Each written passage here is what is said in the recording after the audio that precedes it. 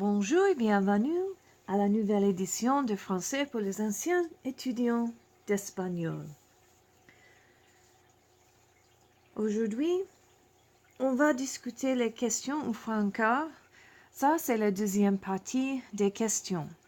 So this is the second installment in our series about questions. Vous aurez besoin de votre cahier, bien sûr, un crayon ou un stylo, ce papier, du ruban et 4 stylos ou 4 crayons de couleur. So you will need some tape, this paper, and if you don't have access to this paper, you can use this as a template and create your own flowchart. You will also need 4 different colors of pens or pencils. S'il vous plaît, tournez la prochaine page du cahier. So turn to the next page in your notebook. This can go on the exact next page. And what I would like to do is to talk in general terms, not specific terms, about the 4 different types of questions en français. En français, il y a 4 manières pour poser une question. So there are 4 ways of asking a question in French. This is probably more information than you are going to need at this point. And we are specifically talking once again about oui, non question. Oui or no questions. So yes or no questions. Okay. Numéro 1. Numéro 1, c'est intonation. Intonation in English. And this is very simple. We have, you'll remember, our example sentence from the previous page. Nous aimons la pizza. Nous aimons, oh bof. And if I could spell in French today, that would be terrific. Nous aimons la pizza. Now, in order to change this, the easiest way to change this from a sentence to a question is to change the period to a question mark. So we have Nous aimons la pizza. When we write it, we change the punctuation. When we say it, we change the intonation or how we say the sentence. Nous aimons la pizza. Nous aimons la pizza. La deuxième manière, c'est est-ce que. Est-ce que. Or, in case of a vowel, est-ce que apostrophe. Est-ce que literally translates to is it that. Now, we don't speak like that in English, but for those of you who need an exact translation, this works. And what we do with this is on place est-ce que au début de la phrase. We put it at the beginning of the sentence. So we have our sentence, Nous aimons la pizza. And we can change it to the second type of question by adding est-ce que and changing the punctuation. So, est-ce que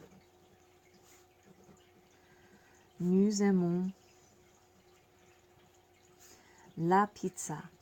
And I apologize in advance because, well, actually in arrears, parce que I seem to be unable to punctuate properly this evening. I'm so sorry. So in English, we say nous aimons la pizza. We like pizza. Est-ce que nous aimons la pizza? In English, this is sort of like throwing do in front of it. So do we like pizza? Or if you need the translation, is it that we like pizza? Toi. So toi is simple inversion. Simple inversion. And you may remember from your math classes that when you invert something, especially a fraction, you change what it looks like. You flip-flop it. So we have Nous aimons la pizza. We like pizza. And if we're going to invert, we take the verb and put it in front of the subject pronoun. And please note, it has to be a subject pronoun. and we chain them together with a hyphen. Aimons-nous la pizza? Question mark. Okay. Here we must have a subject pronoun. Okay? And then we have complex inversion, and complex inversion is actually a giant pain in the behind. However, it's very French to do this. Complex inversion has both a subject noun and a subject pronoun. So I'm going to change my sentence, and I'm going to change my sentence to Riley et Dakota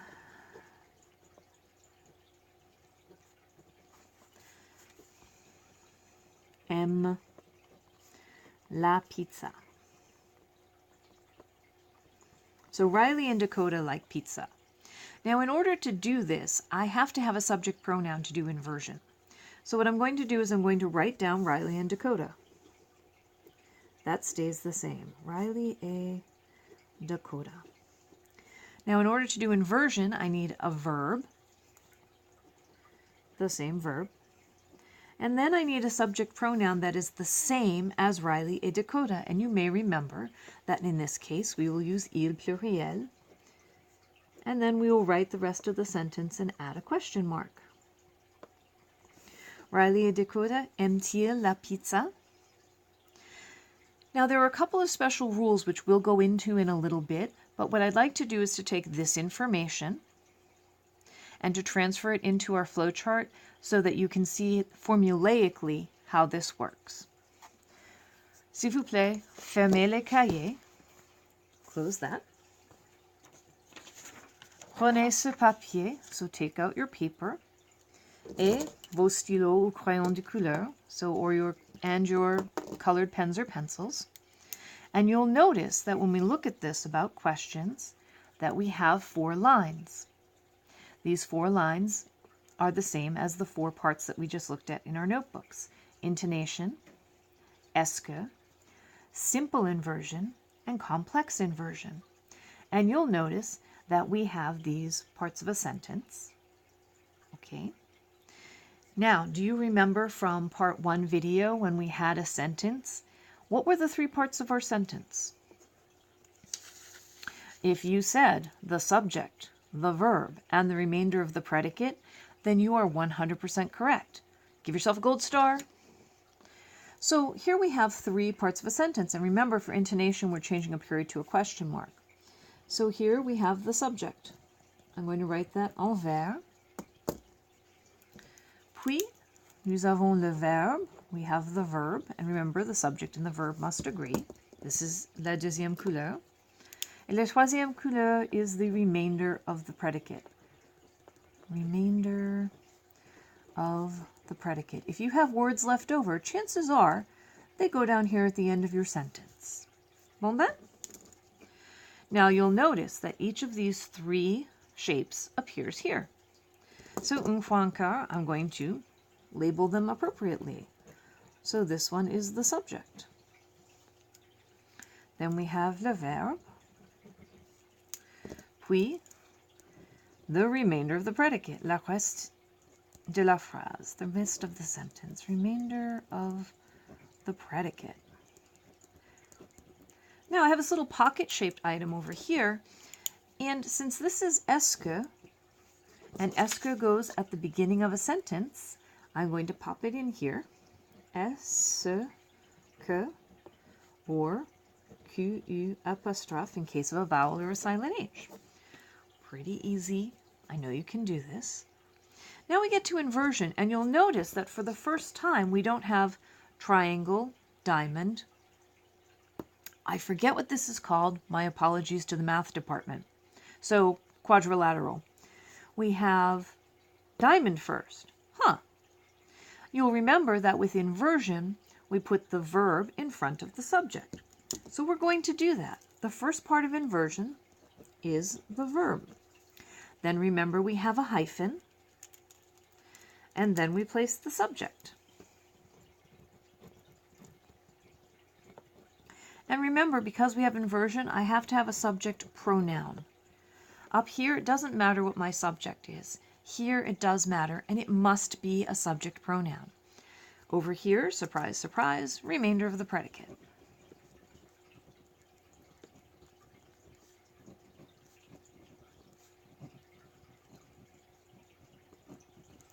Okay.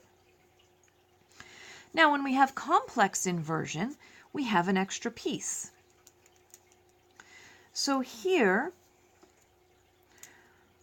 we have the subject noun, the verb, the subject pronoun, and the remainder of the predicate. So here I'm going to write subject noun, and you'll notice I'm using my subject color. In this case, le vert. Subject noun. Over here I'm going to write subject pronoun. And down here I'm going to write myself a little note that says must be the same. So if I have Monsieur le Président as my subject noun, my subject pronoun should be il. If I have maman over here, I should have elle over here. If I have les garçons here, I should have il pluriel here. So they must be the same or equivalent. OK? Puis ici, on a le verbe. And then, of course, le reste de la phrase, the remainder of the predicate.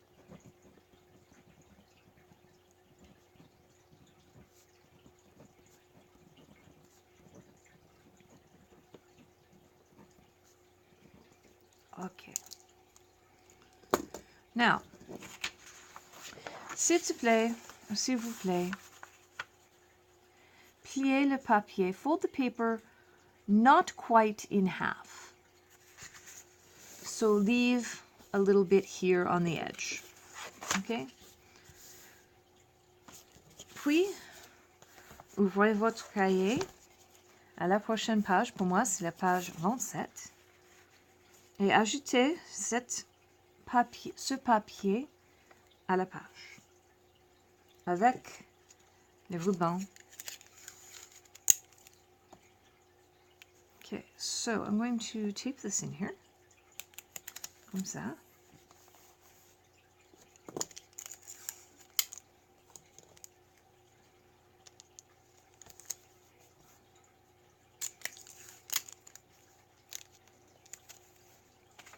And I'm going to take a moment and